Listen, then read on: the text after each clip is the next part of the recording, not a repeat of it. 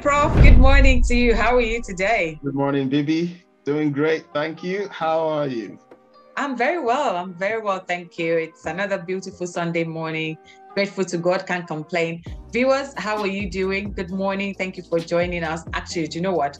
From today, I am stopping to greet Prof first when we come on this show. So I'm going to be greeting you, our viewers, first before I greet Prof. Who's complaining? Well, I'm complaining on their behalf, right? Okay, viewers. I think you will find that people will complain about this. Come on, tell your complaints. I don't think so. I don't think so. I'm sure our viewers will agree with me. So yes, thank you for joining us today. Hope you've had a great week and looking forward to what this week holds. It's a brand new week. And it's about time now to let your friends and family know SonRise is on. Remember, this is your favorite Sunday morning show. So you don't want them to miss out. So thank you for joining us again. And hope you enjoyed the ride today. So, Prof, what were you up to last week? Let me just put you on the spot right there. Was it anything interesting? I was up to what most other people were up to, which is just, working and then enjoying the days and the weather. We had some beautiful sunny days. Enjoyed the wonderful gardens resplendent with the bloom and the blossoming flowers of summertime, and enjoying. Why did I ask this question?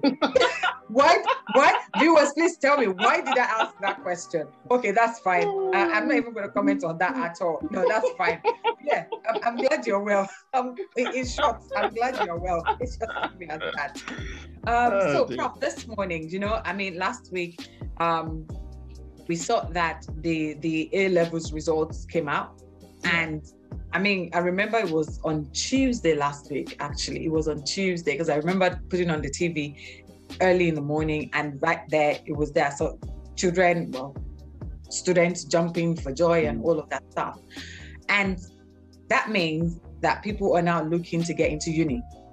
And of course, I read somewhere where they said that some unis are actually offering some students about £10,000 each to consider another option because they are oversubscribed. Now, I think this relates to uni in maybe for medicine or something. I'm not sure. I'm not completely sure. But anyway, I'm sure you know about this. So for me, it's that season. I remember on Tuesday I was watching and I felt like, wow, I can just imagine those families right now who have got people who just did the A levels and have just received their results, and they're hoping that they will get picked by their first choice of uni, and maybe they're not picked by that uni and it's another uni being offered to them, and all of those things. Like, it's time for people to think about going to uni. Okay, so that then raised a question, which is around, does everyone have to go to uni? And I have to ask that question with a straight face. I hope I can do it. I can see some people asking, is that a trick question? No, I want to ask the question with a straight face because I know I am smiling. I don't want to smile because it's a genuine question, right? So I'm asking you, does everyone needs to go to uni? Because I have been told before. I remember on a job, I was just about starting uni and I went to meet my boss and said, oh, by the way, I'm starting uni in September. And that means I'm going to need a couple of days off and all of that. So I wanted to change my working arrangement. And the next question the guy asked me was, why do you have to go to uni? You don't need to go to uni. I didn't go to uni and I'm your boss. So what is your take on this? Well, I think that some people listening would say, why are you asking this man? He's the worst person to ask, given how many degrees. I know, with the number of countless degrees that you have. I'll be surprised if you say, no, everybody should go to uni. Or no, everyone shouldn't go to uni. I'll be like, really? But I really would like to know, honestly, because we're all different, right? Yes, I think I need to put that caveat out there so that, it doesn't look like I'm trying to be a hypocrite or anything like that. But having said that, right, it should not affect what the perspective is. Whether or not you're married does not mean then that everybody else must be married. Yeah. So just to provide a bit more context to what you were saying about the A levels, I had a look as well, and I think it was said about 45% of pupils had the top result, which is a record. Yeah. And I think about private schools were, I think, responsible for 70% of the people that had those high scores. Medical schools, we already heard this, where it's being said that the government has had to provide more money to medical schools because they're getting more and more students. And the cash incentive you mentioned, these were coming from medical schools who have to find a way to take care of the number of students they're getting. So they're offering students the opportunity to go to maybe second choice or something like that schools. So in essence, what we're seeing is that partially because of COVID and the way that the grading system has been tweaked to account for the time spent away from school and so forth, we now have more and more people becoming eligible, to go into university, meeting the requirements to go into university. And then that raises one or two questions, right? One is just a practical one, right? If you add the numbers, and we see this happening in some countries, in some nations, you add the numbers and you have potentially 45% of people or more, right? Of all, people of school age. And so you're talking of probably millions going through the university system and all coming out, right, with degrees. Is the system set up such that those people coming out with degrees will be able to get the kind of jobs and roles that they are anticipating? I'm not saying that, and I don't think anybody's saying this, that there won't be jobs, just that the expectations they have, right? Because we had a system that had, for the sake of argument, I'm not saying this is a real number, but let's say you had 80-20 before, right? And then the other 80, there were certain roles that they would go and kind of fulfill. You now have a switch.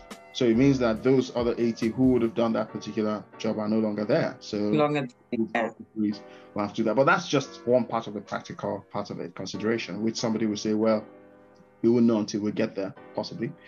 The other consideration is, well, not only are these guys coming out, but many of them are coming out with debt, right? So here, for example, I think that 1 year is somewhere between £8,000 and £9,000 per year. That's right, yeah. And so you find people... For a standard degree. Yes. For medical school, it's probably more. Yeah, exactly. And depending on the uni as well, it might be more. Yeah. Or you're talking of people potentially coming out with tens of thousands in debt, right? Now somebody will say, oh, student loan, not quite debt. That's a different conversation. But the whole idea is, to the question you're asking, should everybody be going to university? And it's not a question original to us, by the way, Bibby. Just so people know, it's a question that you see being asked and you hear being asked every year. People would say, should everybody really be going to university, right? And then people like your erstwhile ex-boss, yes, would say, well, actually, I think this question really brings us back to a number of first principles, right? Why do people go to university? What are people trying to gain from going to university? Yeah. I think if people go back and answer the question, then it can perhaps be the response to the raised, right? Because remember, we know that context is, of course, very important, right? And bear in mind that I guess a fair proportion of people who are listening to us now may be people who have backgrounds that varied backgrounds and come from environments where the connection between going to university and future, what you might describe prosperity, is a clear one, right? Yeah. So, I mean, you just bind the spirit that says you shouldn't go to uni. Where is that coming from? So let's get the context right. Okay, we're talking here in the United Kingdom, okay? Where there are opportunities for people, right, to actually, there are alternative tracks for people who have not gone to university for whatever reason. Yeah. To still get to a point where they have actually achieved success. And there are lots of these stories. But one that I would throw in as an example is I was listening to a radio program and Alan Johnson phoned in. Now, this was a cabinet minister under Tony Blair, a Labour grandee, as you would say. Yeah. And I think he was cabinet secretary of state for the home, something like that, home affairs, something like that. And I think under his portfolio, or within his portfolio at the time, was education. I didn't know this, but when he was talking, he started laughing. He said, "I left school after go to uni, and I was the minister in charge of education." Right? Wow. It was many years ago. Okay, things have Wow. changed then. But he was making the point and saying, well, to your question, at least in this part of the world, going to university does not necessarily define your path in life, as long as you've understood what that path is. That's right. Yes. That's right. If you're coming from a country and an environment where there are very limited career paths that would bring anybody to some sort of economic independence and success, right? Then it's very clear. So, let's say you're in a country or you come from a background where people are saying you have to be a so-called accountant, lawyer, doctor, this one, that one. Yeah. Well, by definition, many of those careers need a paper certificate for the starting point. Yeah. But if you're in a country where there are so many other options, right? People who can, I don't even know, just start naming them. You can be an artist, you can be a dancer, you can be a businessman, businesswoman. Yeah. You can be so many things. And all of these things, in principle, do not actually need a university degree, right? Yeah. And in addition to that, there are also career paths that take people down the apprenticeship route. Yeah. Where they gain a set of skills outside of the kind of formal university setting, the skills that are specific for the role that they're going to undertake, and then they move from there. And apparently there are also routes where companies sponsor people to kind of do education within the walls of that company. And I know there was a time there was something around McDonald's University. I don't know whether that's still a thing.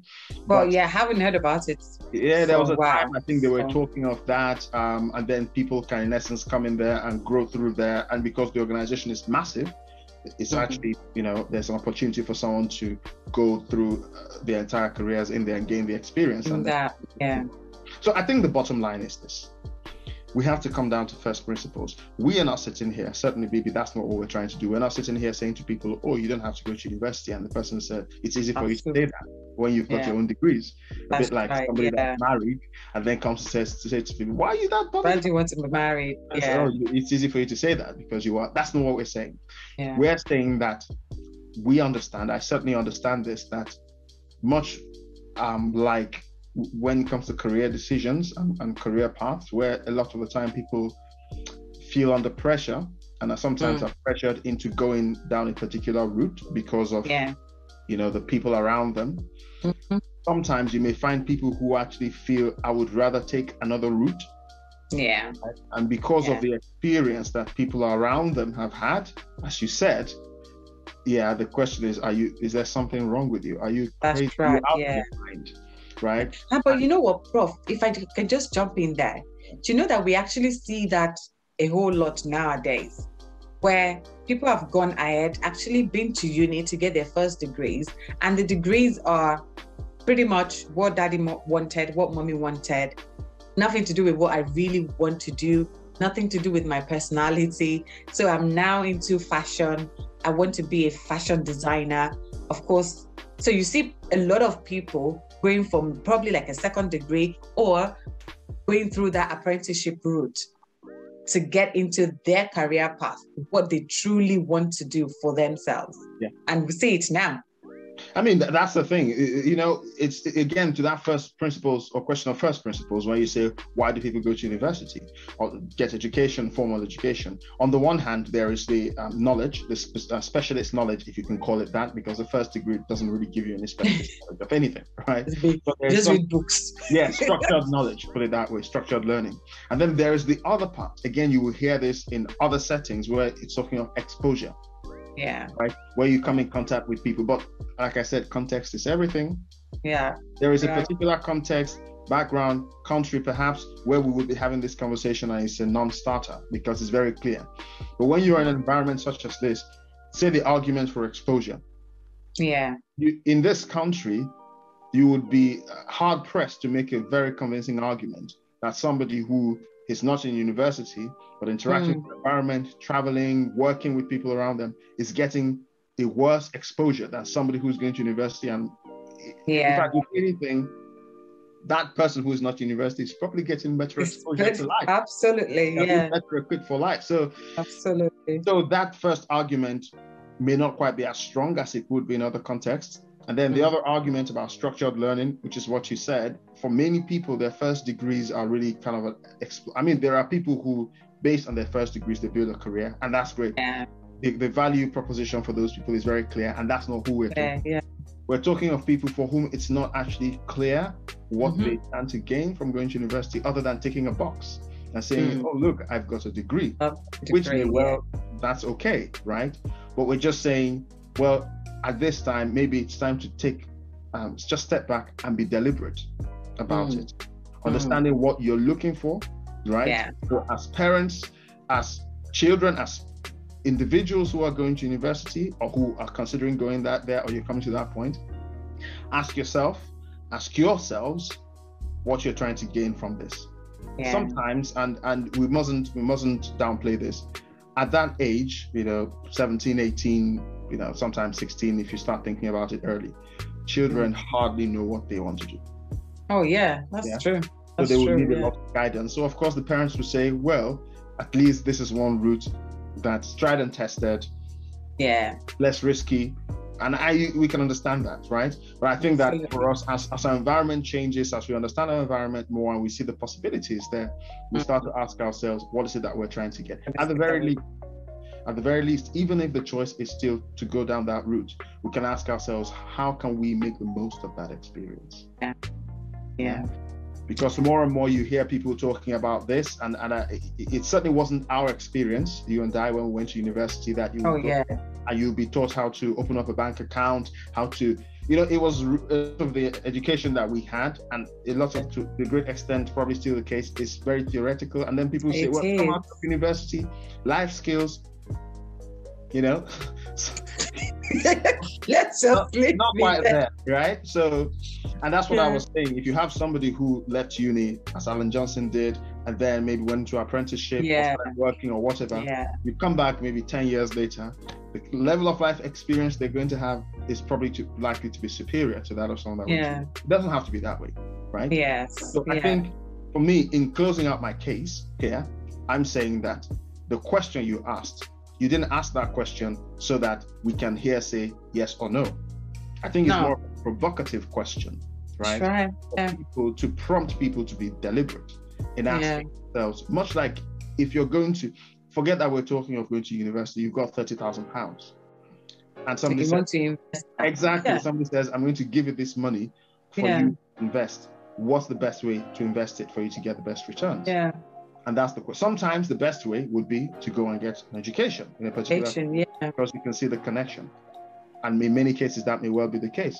For some people, based on either, where they are, perhaps their makeup, perhaps their interests, perhaps even, other reasons, right? Other reasons. Yeah. It may well be that perhaps they're not the most suited for that way of studying, and it may not be the best investment for them. But these are questions that we need to ask and understand.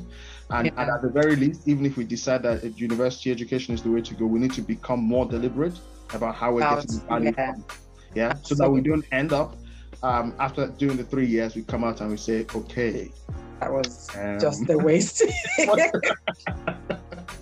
No, but you know what? The thing is, I think it actually takes a lot of confidence, a lot of guts, really, to work out from every other person around you. So imagine these guys now who have got their A levels, and everyone is saying, oh, I'm going to this uni, oh, I'm going to that uni, I'm going to that uni. And you're that one odd person who says, no, I'm not going to uni. Of course, you still have that to deal with, right? But so it takes a lot of guts to do that. But as you said, it's being more intentional about these things. Let's not wait until after 3 years, 4 years to then say, actually, no, I should have taken the other way, So give yourself that time to reflect over things. Where do you really want to go to? What do you really need to do to get to that place? And with the right counsel, and we have the Holy Spirit to help us as well. So we can Yes, definitely. Bibby, I know we have the Holy Spirit, but if you want to get career advice, you won't go to the Holy Spirit for career advice. Well, I think you would. The Holy Spirit has gifted us other people, right? Yes, and that's the thing, is the Holy Spirit that will lead you to the right person that you need to speak to, right? So that's the way I see it. Well, also counsel, right? Good counsel. So you can speak to people that don't want to. Yes, I agree. Anyway, people, you get the gist, right? You get the gist. Just don't go out there on your own. Don't rush into the decision. Make the right decision for yourself so that you can enjoy the benefits of this. So anyways, this is a topic that I think we can actually spend a whole hour or even more on. But of course, I hope this has been a little bit insightful for you. But don't go anywhere. When we come back, we'll be at Spotlight Minutes. Okay? See you. It is said of the Israelites that the more they afflicted them, the more they multiplied and grew. These are challenging times. The ground is parched, the riverbed is dry, yet against all odds, you shall grow. Every Sunday this August, Hill City will be leading us in intimate worship, and Pastor Temi will be delivering to us the essential keys for our growth against all odds. You cannot afford to miss a Sunday. Join us online on YouTube or Facebook at HOTR London from 9 a.m. Or you can now come in person by simply registering on our website. The deck might seem stacked against you, but when they say there is a casting down, you shall say there is a lifting up. It's growth against all odds. See you there.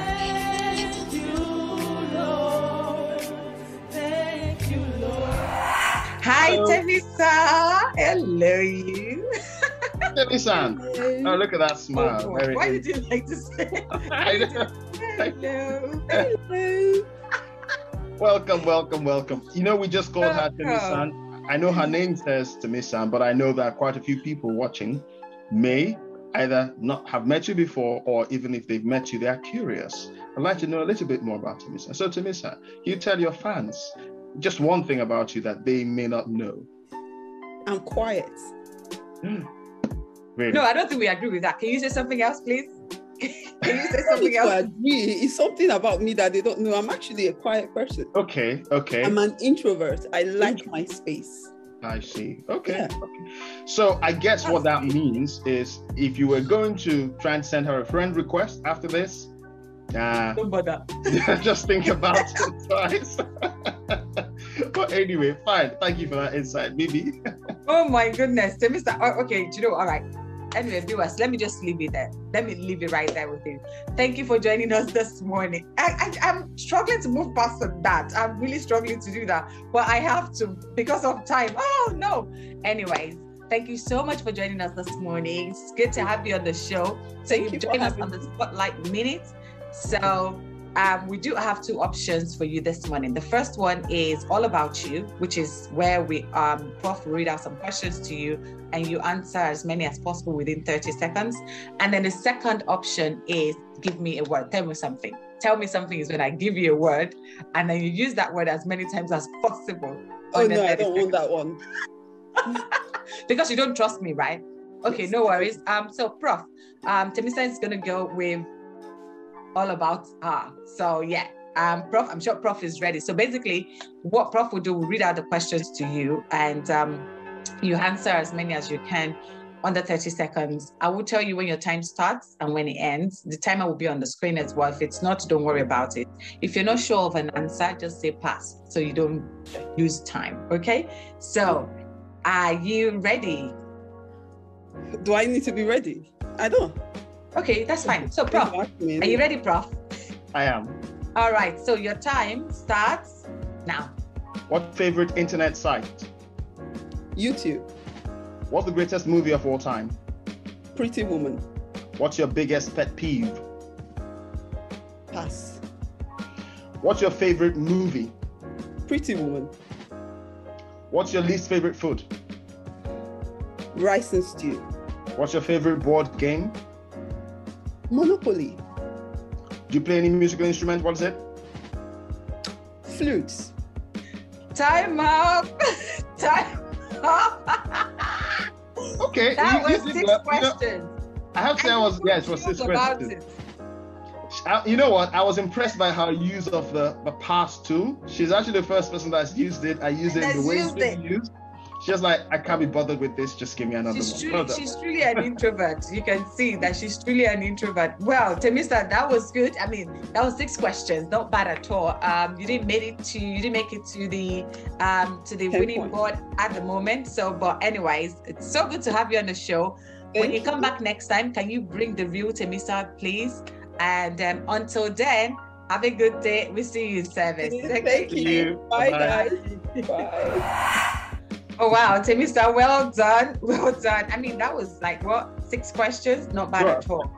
But yeah, I'm still kind of trying to see how an introvert Temisa is. I still just okay. I think actually it's not that surprising. I think that you find out a lot of introverts have figured out how to cope or how to kind of blend in, and so you look at them and they look all outgoing. But anyway, thank you, Temisa, for sharing. Bibby may not believe you, I believe you, and thank you for that. Well, yeah, at least you have one person on your side, so that's fine. But anyway, thank you for joining us. Really appreciate that.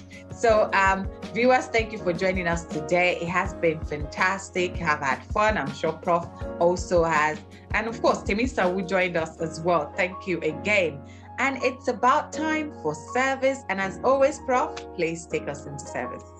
Thank you, Bibby. And I think for everyone watching, we're honestly looking at the countdown and thinking, when is the service going to start? Well, let's not keep you back any further. You can see we've got 2, 3, 4 minutes to go. We'll see you at the service. And joining us will be Hill City, Pastor Temi, and every other person at the Rock Tower. Don't go anywhere. See you there. God bless you. Bye-bye. Bye.